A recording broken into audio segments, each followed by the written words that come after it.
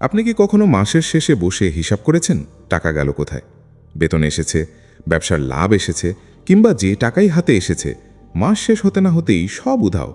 অথচ বড় কোনো জিনিসও কেনা হয়নি, নতুন মোবাইল নয়, নতুন টিভি নয়, দামি কোনো ভ্রমণও নয়। তবুও ব্যাংক অ্যাকাউন্ট প্রায় ভাঙা। এমন অভিজ্ঞতা কি আপনারও হয়েছে? আসলে আমাদের আর্থিক সমস্যার বড় কারণ সবসময় বড় খরচ নয়, বরং প্রতিদিনের ছোট ছোট খরচ, যেগুলোকে আমরা গুরুত্বই দিই না, সেগুলোই ধীরে ধীরে বড় অঙ্কের টাকাকে গিলে ফেলে।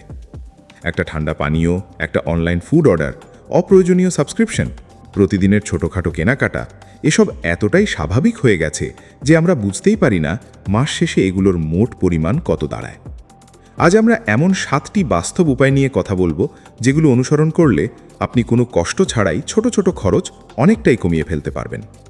সবচেয়ে গুরুত্বপূর্ণ বিষয় হলো, এগুলো এমন কোনো নিয়ম নয় যা আপনার জীবনকে বিরক্তিকর করে তুলবে, বরং এগুলো আপনাকে শেখাবে কিভাবে একই জীবনযাপন করেও বেশি টাকা নিজের কাছে রাখা যায়।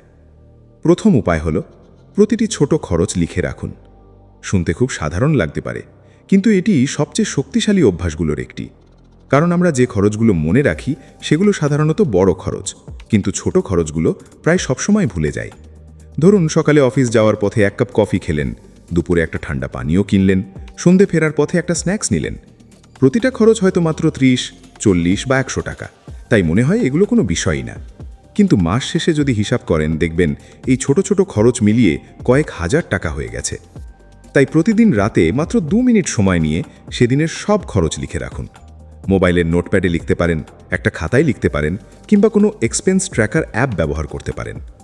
1 মাস পর সেই তালিকা দেখে আপনি নিজেই অবাক হয়ে যাবেন। তখন বুঝতে পারবেন আপনার টাকা আসলে কোথায় নষ্ট হচ্ছে। যখন মানুষ নিজের খরচ দেখতে পায়, তখন অপ্রয়োজনীয় খরচ অটোমেটিক কমে যায়, কারণ সচেতনতা নিজেই একটি শক্তিশালী নিয়ন্ত্রণ ব্যবস্থা।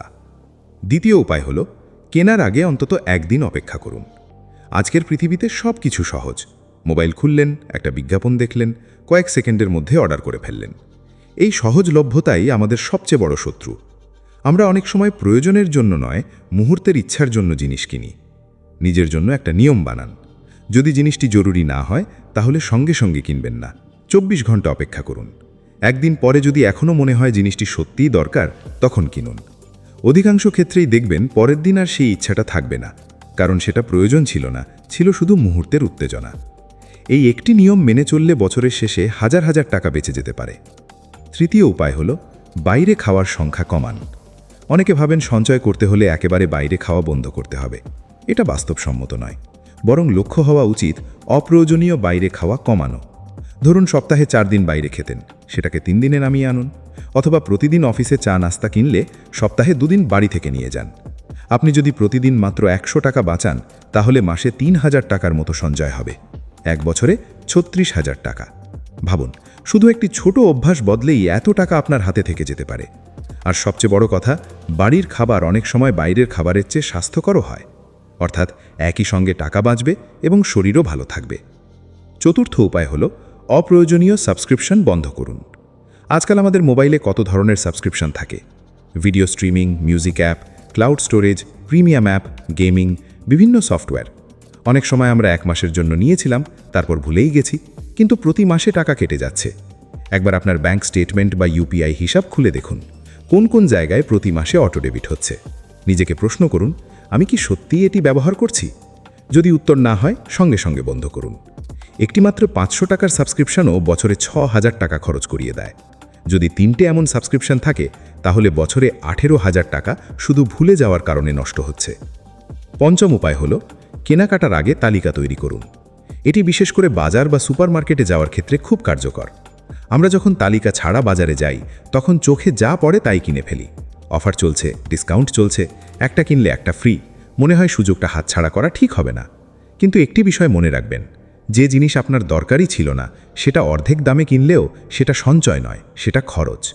তাই বাড়ি থেকে বেরোনোর আগে কি কি লাগবে তার তালিকা লিখে নিন। তারপর দোকানে গিয়ে শুধু তালিকার জিনিসগুলোই কিনুন। প্রথম দিকে একটু কঠিন লাগবে, কিন্তু কিছুদিন পরে এটি অভ্যাস হয়ে যাবে এবং আপনি নিজেই লক্ষ্য করবেন অপ্রয়োজনীয় কেনাকাটা অনেক কমে গেছে। ষষ্ঠ উপায় হলো, নগদ বা নির্দিষ্ট বাজেট ব্যবহার করুন। ডিজিটাল পেমেন্ট আমাদের জীবন সহজ করেছে, কিন্তু এর একটি সমস্যা হলো টাকা খরচ করার অনুভূতিটা কমে যায়।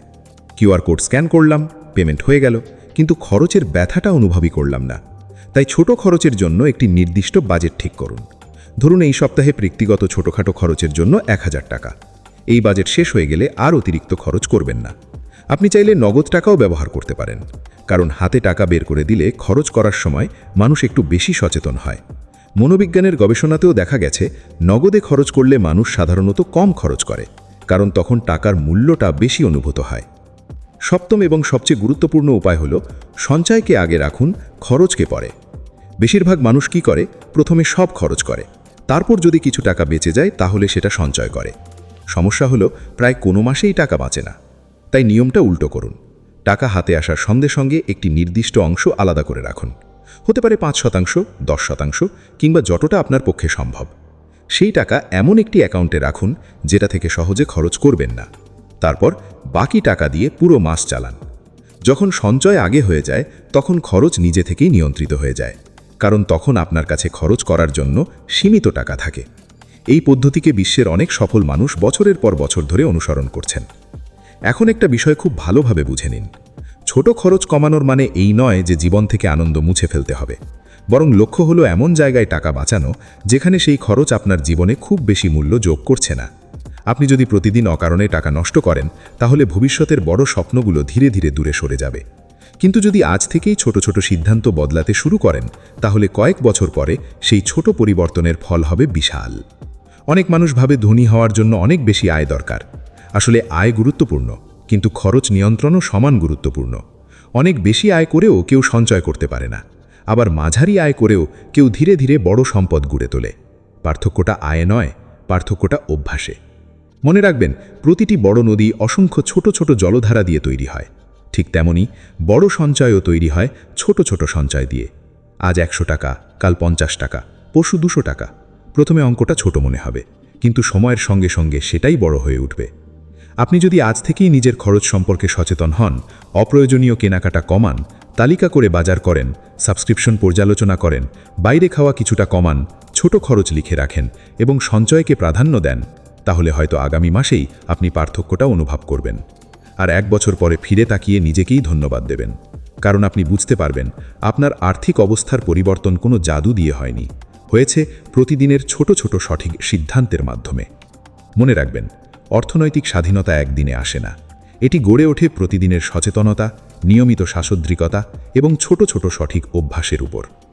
আজ একটি ছোট খরচ বাঁচান, আগামীকাল আরেকটি অপ্রয়োজনীয় খরচ এড়িয়ে চলুন। এইভাবেই একদিন আপনার সঞ্চয় হবে শক্তিশালী, আপনার ভবিষ্যৎ হবে নিরাপদ, আর আপনি বুঝতে পারবেন বড় পরিবর্তনের শুরু সব সময় ছোট পদক্ষেপ থেকেই হয়।